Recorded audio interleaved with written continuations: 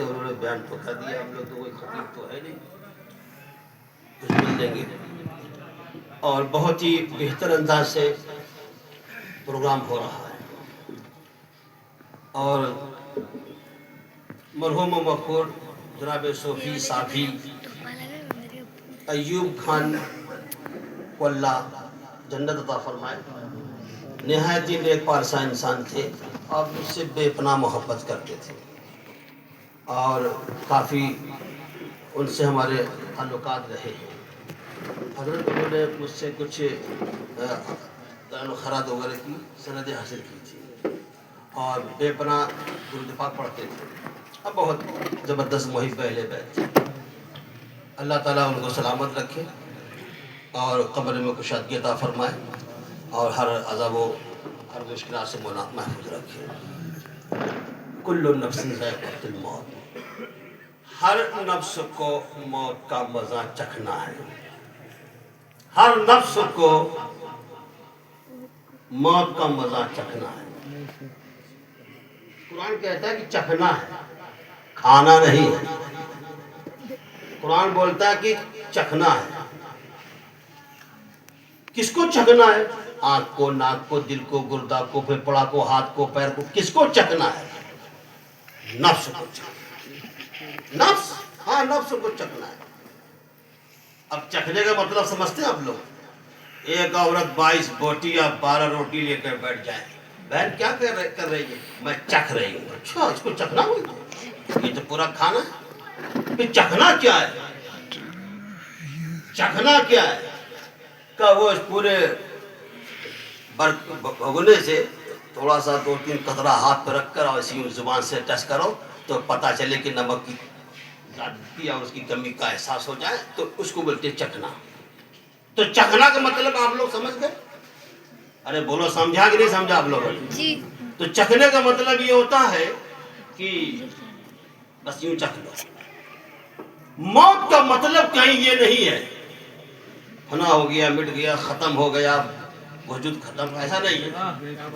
پہلے موت کو سمجھ لو, اس کے بعد بات آگے کرتے ہیں. موت کا مطلب یہ ہی نہیں. تو نفس کو موت کا مزہ چکھنا ہے, تو مرنا نہیں ہے. مرنا نہیں ہے. ہمیں ایوب خان کا انتقال ہو گیا, بچے رو رہے, ماتم کر رہے. کیوں رو رہے ہو؟ بولے ابا مر گئے. کہاں ابا مارے؟ ہاتھ تو وہی ہے, آنکھ تو وہی ہے, پیر تو وہی ہے, دل وہی, گردہ وہی, پھیپڑا وہی, مکمل ڈھانچہ وہی ہے. مرا کون؟ ماتم کیوں ہے؟ ہمیں ڈھانچہ تو سلامت ہے نا, لگ رہا تھا کہ جیسے سوتے ویسے سو رہے ہیں. کہ مرا کون اس میں؟ اس میں تو ایوب خان بالکل جیسے سوئے ہوئے ہیں.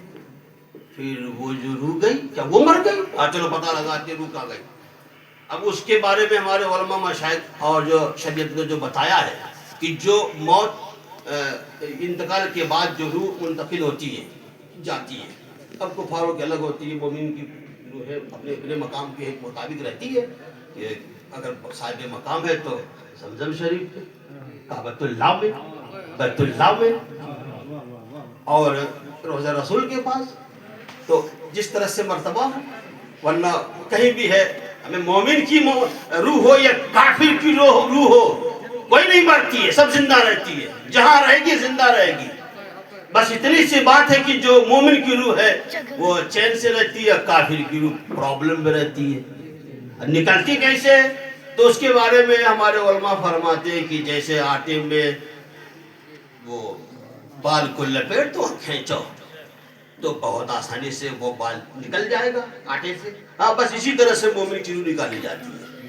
اب کافر کی کیسے نکالی جاتی ہے؟ کہ وہ ببول کا کانٹا دیکھا ہے, اس میں ایک چادر اس پر لپیٹ دو اور پھر کھینچو تو کتنا پرابلم ہوگا, بچے تھوڑا میں نکلے گا. تو کہا یہ کافر کی روح اس طرح نکالی جاتی ہے. تو کہیں پر ایسا نہیں ہے کہ انسان فنا ہو گیا.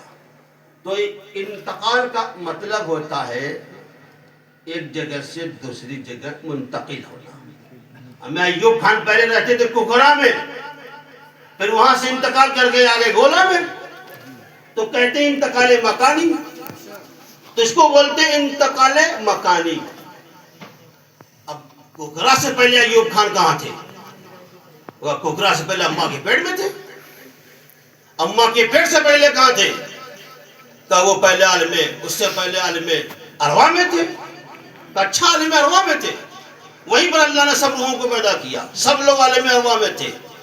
پھر اللہ کا آرڈر ہوا انتقال کر جاؤ، تو عالم ارواح سے انتقال کیے، عالم بطن اماں کے پیٹ میں آ گئے. کب تک رہیں گے؟ 7 مہینہ 9 مہینہ. اور جو آگے پیچھے ہوا تو وہ تو بچہ زندہ ہی نہیں رہتا.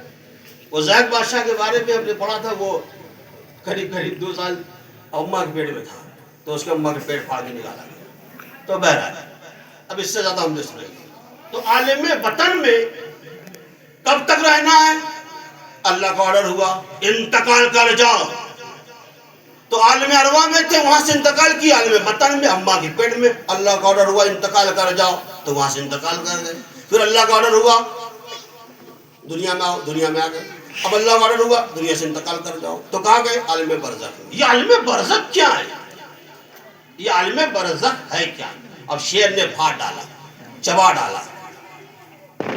تو شریعت کہتی ہے کہ وہ عالم برزخ میں، مگر مچھلی نے اس کو کھا لیا، تو عالم برزخ میں بڑھیا سے کفن دفن کر کے قبر میں ڈال دیا، عالم برزخ میں ہے. جلا ڈالا، ہاں عالم برزخ میں ہے. ہمیں کسی پوزیشن میں رہے وہ عالم برزخ میں، چھڑ سڑ جائے گل جائے کچھ بھی ہو جائے، وہ عالم برزخ میں ہے. تو عالم برزخ میں وہ کب تک ہے؟ کب تک ہے؟ تو یہ عالم برزخ میں جانے کا سلسلہ چل رہا ہے. کب تک؟ جب تک کہ وہ سور نہیں پھونکتے تھے. سب کا سلسلہ ختم. جس دن سور پھونکیں گے سب عالم برزخ میں. اور حضرت اسرافیل جو سور پھونک رہے وہ بھی عالم برزخ میں. اب ان کا جو سور ہے وہ بھی عالم برزخ میں. اب کوئی نہیں ہے. اب روئے زمین آسمان چاند سورج کچھ نہیں ہے، سب ختم. پھر اللہ ہے. وہی کبریا کا مطلب یہ ہوتا ہے. امام حقی کہتے ہیں کبریا کا مطلب یہ ہوتا ہے کہ جب سب فنا ہو جائیں گے تو اللہ بولے گا ہے کوئی میرے سوا کوئی بادشاہ، ہے کوئی میرے سوا کوئی خدا؟ کہاں گیا حامان، کہاں گیا فرعون، کہاں گیا نمرود؟ کوئی نظر نہیں آ رہا ہے. سب ختم ہو گئے، صرف اللہ بادشاہ کوئی ہے ہی نہیں. تو سب ختم ہو گئے. اب جب اللہ چاہے گا حضرت اسرافیل کو پھر زندہ کر دے گا، اور پھر سور کو بھی زندہ کر دے گا، صحیح کر دے گا. اب اسرافیل سور پھونکو، جیسے سور پھونکیں گے سب عالم برزخ سے چھلانگ لگا دیں گے، سب باہر نکلیں گے. ہمیں جو مر گیا اتنا دن ہو گیا کہاں سے نکل پائے گا؟ جو ختم ہو گیا کیسے آئے گا؟ تو اس کے بارے میں فرمایا کہ دیکھو ایسا ہے، آدمی جب مر جاتا ہے تو اس کی ریڑھ کی ہڈی میں ایک چھوٹی سی ہڈی ہوتی ہے، اور نہ خوربین سے دکھتی ہے نہ اس کو کوئی سمجھ پاتا ہے. اب اسلام نے بولا کہ ہاں وہ ہڈی ہوتی ہے، اور اسی ہڈی کو اللہ زندہ رکھتا ہے. بہت باریک ہوتی ہے، آنکھ نہیں دیکھ پائیں گی مگر وہ ہڈی ہے. اب اسی ہڈی کو اللہ آرڈر کرے گا اپنے اعضاء کو جمع کرو.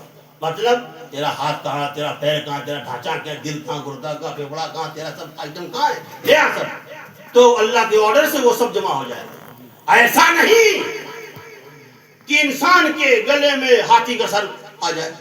اب ایسا نہیں ہوتا ہے، اسلام میں ایسا نہیں ہے ہاں کہ ہاتھی کا سر جوڑ دو بولے ہاں پاورفل ہو گیا. ایسا نہیں ہے. سنو، جو آدمی جیسا تھا ویسے بنے گا. اگر گنہگار ہے تو گنہگار کا ڈھانچہ ایک جگہ، بدکار ہے تو بدکار کا ڈھانچہ ایک جگہ. جو جیسا جہاں ہے وہ سب جمع ہو جائیں گے. اب پھر سے آدمی ریڈی، ہمیں جیسے تمہیں بھی ریڈی تیار ہو، زندہ ہو، ویسے ہی تیار ہو جاؤ گے. اب چلو کہاں چلنا ہے؟ اب اللہ کا آرڈر ہوگا کہ انتقال کرو عالم برزخ سے. تو کہاں جانا ہے؟ عالم حشر میں. یہ حشر کہاں ہے؟ یہ میدان محشر ہے کہاں جہاں سب کو جمع ہونا ہے؟ تو اس میں ہمارے علماء اور صوفیہ فرماتے ہیں کہ یہ جو عرفات کا میدان ہے، ہمیں جب حاجی حج کرنے جاتے ہیں عرفات کا میدان، تو وہی میدان محشر، وہی سب جمع ہو جائیں گے. تو سب وہی جمع ہو جائیں گے. اب جب جمع ہوں گے تو اس کے بارے میں علماء کہتے ہیں کہ شریعت کہتی ہے کہ میدان محشر میں جو پوزیشن ہوگی اس کو بارے میں اس طرح بتایا گیا ہے کہ آج کا جو ایک دن ہوتا ہے اس طرح سے پورا سال، تو وہاں کا ایک دن یہاں کا ایک سال برابر.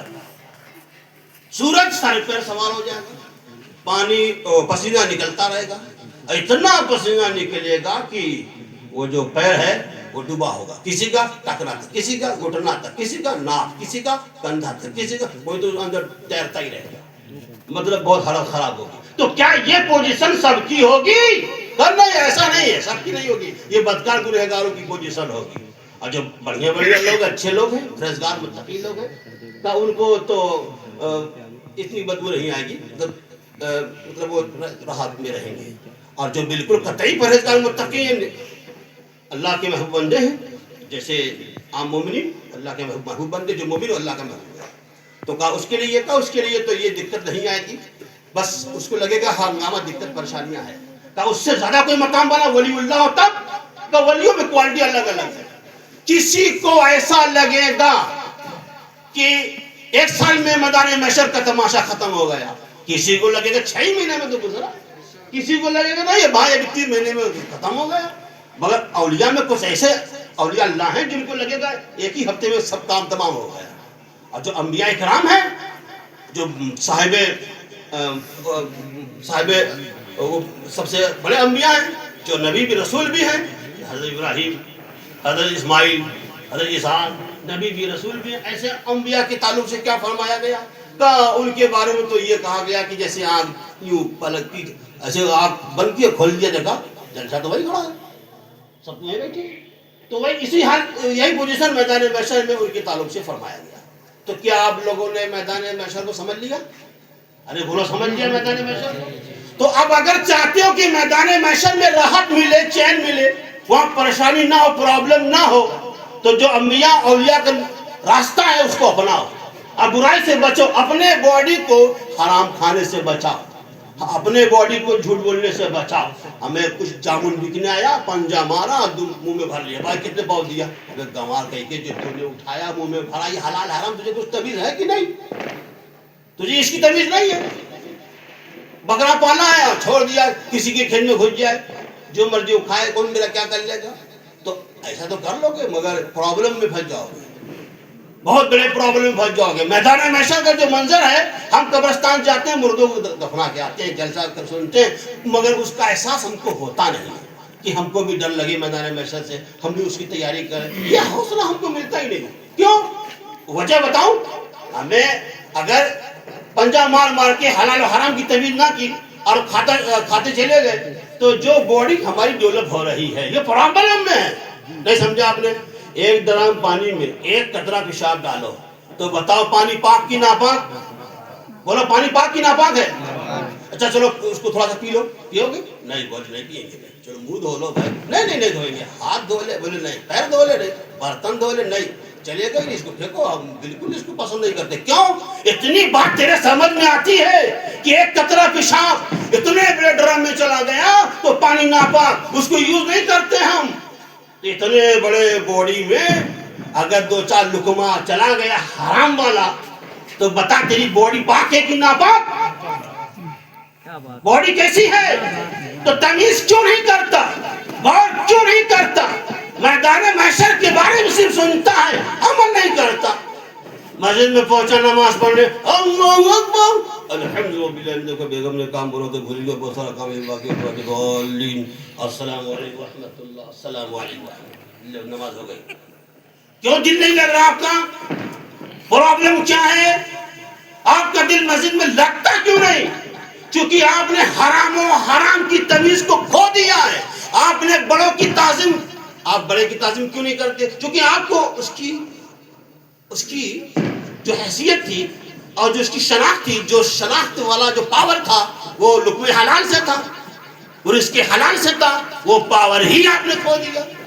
تو بڑوں کی تعظیم کیسے کرو گے؟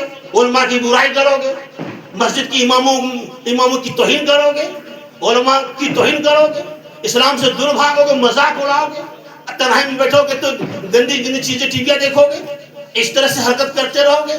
تو پرابلم کس میں ہے؟ کس میں پرابلم ہے؟ دوسروں کو عیب لگانے والوں، اپنے گریبان میں جھانکو اور دیکھو میں کس پوزیشن میں ہوں. اپنی پوزیشن پر غور کرو. سرکار نور الدین اولیاء سرکار بریچی نے فرمایا، اگر تم چاہتے ہو کہ معاشرہ ٹھیک ہو تو اس کے لیے فرمایا سب سے آسان طریقہ یہی ہے کہ ہر آدمی اپنا خیال رکھے، ہر آدمی اپنے بارے میں غور کرے. کہ میں کیسے کھا رہا ہوں, میں کیسے پی رہا ہوں, میں کیسے چل رہا ہوں, یہ سب کا ٹھیکن نہ لے کہ اس کی بیٹی کیا کر رہی ہے, اس کی بہو کیا کر رہی ہے, اس کا ابا کیا کر رہے ہیں, اس کی بہن کیا کر رہی ہے. ہمیں سب کا تو ٹھیکہ لیا ہے. میدان محشر میں یہ نہیں پوچھا جائے گا, یہ پوچھا جائے گا کہ تو گھر کا ذمہ دار سرپرست ہے, تیری جوان بیٹی کے ہاتھ میں موبائل ہے, یہ کہاں یوز کر رہی, کہاں بات کر رہی ہے, یہ سوال ہوگا. تیرا جوان بیٹا, تو نے اس کو 10 روپیہ دیا, مارکیٹ میں گیا, کیا نہیں کیا, تو نے حساب لیا نہیں لیا, تو یہ سوال ہوگا. تو نے اپنے گھر میں اپنے لوگوں کو کیا تعلیم دی, یہ سوال ہوگا. ہر مسلمان مبلغ اسلام ہے. وہ جو بھی اسلام سیکھے اپنی نسلوں کو پہلے پہنچائے. وہ محلے میں بعد میں گھومے, پہلے اپنی بیوی کو تعلیم دے, اپنی بیٹیوں کو تعلیم دے, اپنی بہنوں کو تعلیم دے, اپنے پریوار کو تعلیم دے. اگر ایسا نہیں ہے تو پرابلم ہے, اس کے حلال میں پرابلم ہے. تو غور کرو اور اس کے حلال کھاؤ, اور اس کے حرام سے بچو, اور حلال و حرام کی تمیز کرو, تو میدان محشر میں بچو گے. نعرہ تکبیر, نعرہ رسالت, نعرہ رسالت, جشن عید میلاد النبی, جشن عید میلاد النبی, سید صاحب قبلہ, نعرہ تکبیر, نعرہ رسالت. سبحان اللہ, سبحان اللہ. اب یہ میدان محشر ہے.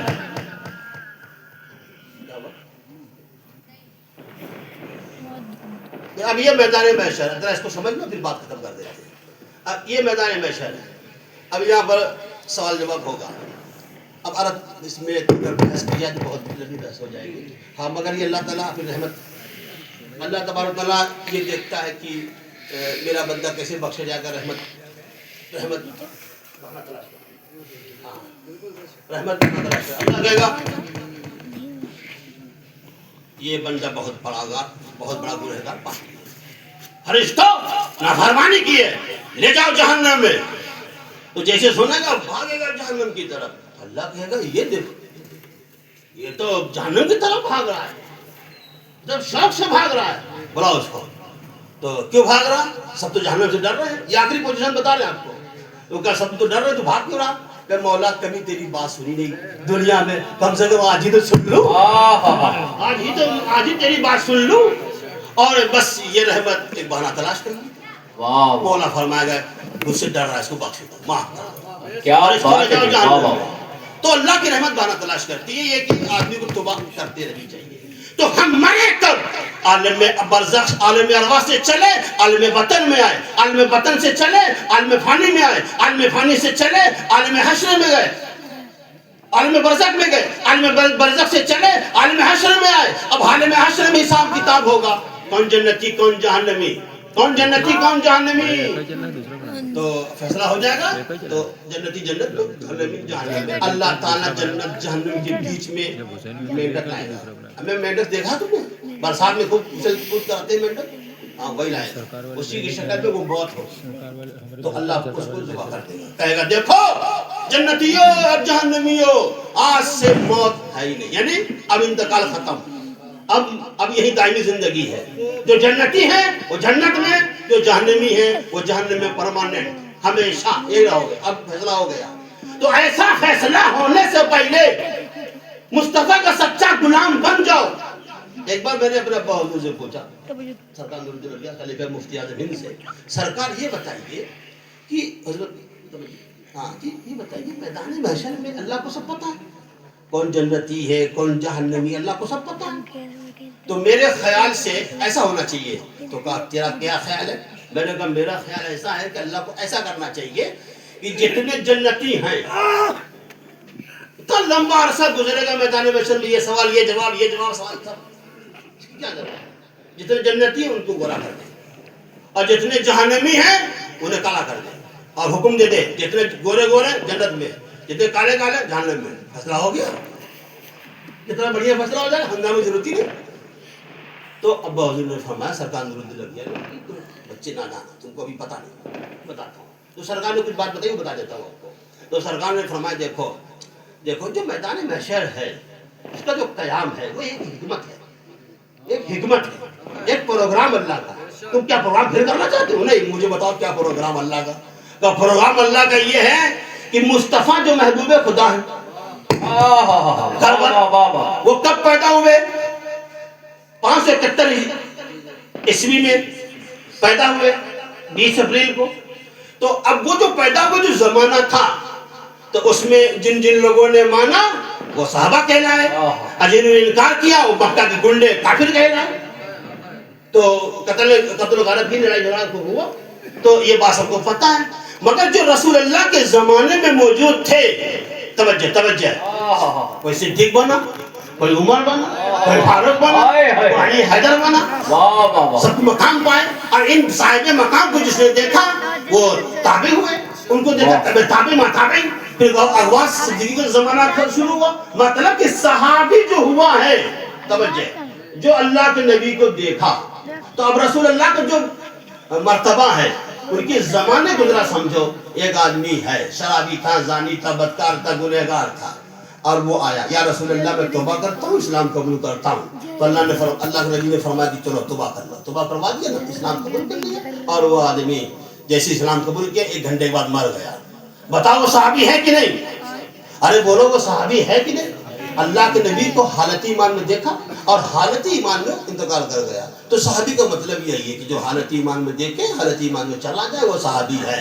اب اس کا مقام بتاؤ. بولے اس کا مقام تو بہت بلند ہے. کتنا؟ بولے غوث سے بڑا، خواجہ سے بڑا، جس نے اولیاء اللہ سے بڑا کوئی ولی ان کے مقام کو نہیں پا سکتا. ہمیں نماز تو پڑھا نہیں، روزہ تو رکھا نہیں، زکات تو دیا نہیں، حج تو کیا نہیں، وظیفہ کچھ پڑھا نہیں. کتنا بڑا مرتبہ ملا کیسے؟ بات سمجھا نہیں. یہ مصطفیٰ کو دیکھا ہے. تو رسول اللہ کو دیکھنا نماز سے بھاری ہے، روزے سے بھاری ہے، زکات سے بھاری ہے، حج سے بھاری ہے. تمام عبادات ایک جگہ رکھ دو، مصطفیٰ کا دیدار ایک طرف رکھ دو. کیا نعرہ تکبیر، نعرہ رسالت، شان مصطفیٰ، عظمت مصطفیٰ، عظمت صحابہ. تو یہ ذات مصطفیٰ ہے. اگر تم اس ذات مصطفیٰ کو سمجھ سکتے ہو تو سمجھو. سنو، جنہوں نے دیکھا وہ تو صحابی ہو گئے، اور جو نہیں دیکھ پائے تو صحابی کو دیکھا تو تابعی ہوئے، ان کو دیکھا تابعی ہوئے. مگر یہ فائنل ہے، جنہوں نے دیکھا وہی دیکھے، تابعی نہیں دیکھ پائے. اب ایسے کرنے تھے زمانے میں، دیکھ نہیں پائے. توجہ. اور صحابہ نہیں دیکھ پائے، تابعی نہیں دیکھ پائے، تابعی نہیں دیکھ پائے، ماں تابعی نہیں دیکھ پائے، غوث و خواجہ نہیں دیکھ پائے، نہیں دیکھ. اچھا جنہوں نہیں دیکھا تو مگر پھر بھی تو وہ تو سرکار نقش قدم پر ہے. مگر جو شداد ہے، فرعون ہے، نمرود ہے، وہ پہلے گزر گئے. اور ہم رسول اللہ صلی اللہ علیہ وسلم کے بعد جو لوگ آئے، ہمیں یوگی مودی بعد میں پیدا ہوئے نا، ان کو کیسے معلوم کہ مصطفیٰ کون تھے؟ ابھی آج کے لوگوں کو کیسا پتا کہ مصطفیٰ کون تھے؟ تو ان کے مقام مرتبہ کو کون جان پا رہا ہے؟ سب نہیں جان پا رہے، سب مذاق اڑا رہے. بہت لوگ کیا کیا بول رہے ہیں. تو اللہ تعالیٰ کا ایک پروگرام ہے کہ جس محبوب کے لیے میں نے کائنات کو بنائی ہے، اب اسی محبوب کو میدان محشر میں ایک تخت لگوا دوں اور پھر اس میں ایک جھنڈا لہروا دوں، الحمد کھڑا کرواؤں، اور اس میں مصطفیٰ کو کرسی بٹھواؤں، اور صدیق عمر عثمان سب دائیں بائیں کھڑے رہیں. اور اس پوزیشن میں ابھی مصطفیٰ کی طرف کسی کی توجہ نہ جائے. جب اس پوزیشن کو لوگ دیکھیں، سورج سر پر ہے، پسینہ ٹپک رہا ہے، حالت خراب ہے، بخشش نہیں ہو رہی، نفسی نفسی کا عالم ہے. جب یہ پوزیشن خراب ہوگی تب لوگ سوچیں گے کیسے نجات ملے. تو میٹنگ ہوگی، پروگرام چلے گا، بھائی کیا کرنا چاہیے بتاؤ جلدی سے. تو سب سے بھاری بھرکم اللہ کا محبوب بابا آدم ہے. چلو ان کے بعد آدم کے پاس گئے. تو آدم نے یہ نہیں بولا، حضرت آدم علیہ السلام نے یہ نہیں بولا کہ محمد رسول اللہ کے پاس جاؤ. کیوں نہیں بولا؟ ارے جب بول دیں گے تو راز کھل جائے گا نا، پروگرام فیل ہو جائے گا. تو ان کو بتانا نہیں کہاں جانا ہے. وہ یہ بولیں گے یذوب الی غیری، کسی اور کے پاس جاؤ. اب آدم کے پاس، شش کے پاس، اب حضرت ہود، لوط، عیسیٰ، موسیٰ، داؤد، زکریا، سارے نبیوں کے پاس چکر لگائیں گے. جب سب نبی کے پاس سب لوگ جا چکے ہوں گے تو ہاکار بڑا ٹینشن، بہت خطرناک ماحول ہو جائے گا کہ کوئی بچانے والا ہے ہی نہیں. اب جب سب مایوسی ہو چکی ہے، اب راز کھل چکا ہے، کوئی بخشوانے والا نہیں، اس سے نجات دینے والا کوئی نہیں، تو بس اللہ یہی چاہتا ہے کہ سنو اولین آخرین تم میدان محشر میں جمع ہو جاؤ، کافروں مومنوں تم بھی آؤ، غوث و خواجہ تم بھی آؤ، شداد حمان فرعون تم بھی آؤ، سب آؤ میدان محشر میں، سب جمع ہو جاؤ، سب کھڑے رہو، نفسی نفسی کا عالم ہو جائے۔ جب ایسا تماشا دکھائی دے، کوئی کسی کا خیر خواہ نہ ہو، تو ایسی پوزیشن میں ایک دھیرے سے اعلان ہوگا، ایک اور ہے ابھی جو نجات دلا سکتا ہے۔ کون ہے کون ہے کون ہے؟ ارے کون ہے؟ یعنی وہ پوزیشن سمجھو آپ لوگ، اس پوزیشن کو سمجھو۔ اب وہ ایک حیرت انگیز پوزیشن بنے گی، ہے کون ہے کون کون ہے وہ؟ اب وہ محمد رسول اللہ بھی باقی ہے، وہ باقی چلو ان کے پاس۔ تو ایک ساتھ آئے محشر، اولین آخرین سب ایک ساتھ، مومن کافر ایک ساتھ، حق پرست بت پرست ایک ساتھ، سب ایک ساتھ متوجہ ہوں گے۔ جب ایک ساتھ متوجہ ہوں گے تب سب کو دکھائی دے گا ان کا جھنڈا کھڑا ہے، ان کا تخت لگا ہوا ہے، وہ جلوہ افروز ہے، یہی محمد رسول اللہ، ہاں یہی ہے۔ تو کیا کریں گے؟ ہم کو بچائیں گے؟ ہاں پہلے پوچھو بچائیں گے کہ نہیں بچائیں گے۔ تو جب آواز دیا کہ آپ ہم کو بچائیں گے، تو جب امت آگے بڑھے گی تو آپ فرمائیں گے انا لہا، میں تو تمہارے انتظار میں تھا، میں تو تمہارے انتظار میں تھا۔ اب سب حیرت میں ہیں، جو کافر اور ٹینشن میں ہیں، میں نے جن کی بغاوت کی، میں نے جن کو برا بھلا بولا، وہی تو میدان محشر کے شہنشاہ ہیں، وہی تو دلہا یہاں کے ہیں، اب ہم کیا کریں؟ تو وہ سب خطرے میں گئے، اور جنہوں نے ان کو مانا ہے، جنہوں نے ان کو جانا ہے سمجھا ہے، تو وہ راز کھل جائے گا۔ کیا مطلب؟ میدان محشر رسول کریم کی عظمت و رفعت کو بتانے کے لیے قائم کر رہا ہے، انہیں اسے سب پتا ہے کون جنتی ہے کون جہنمی ہے۔ یہ جو بہانہ تلاش کر رہی ہے، یہ تو بعد میں انبیاء کے مقام کو سمجھانے کے لیے یا اولیاء کے درجات کو بلند کرنے کے لیے کہ تیرے پاس نیکی 5 ہے، چل غوث کی بارگاہ میں چل، تو غوث کی بارگاہ میں چل، یہ بخشوائیں گے۔ پتہ چلے کہ یہ غوث جو ہے یہ محمد رسول اللہ کی آل ہے، اور اس کا مرتبہ بڑا ہے، ایسا غوث ہے کہ گنہگار پاپیوں کو بخشواتا ہے۔ جیسے رسول اللہ بخشوائیں گے تو اذن عام ہوگا، آدم تم نے بخشواؤ، عیسیٰ تم نے بخشواؤ، عیسیٰ تم نے بخشواؤ، زکریا تم نے بخشواؤ،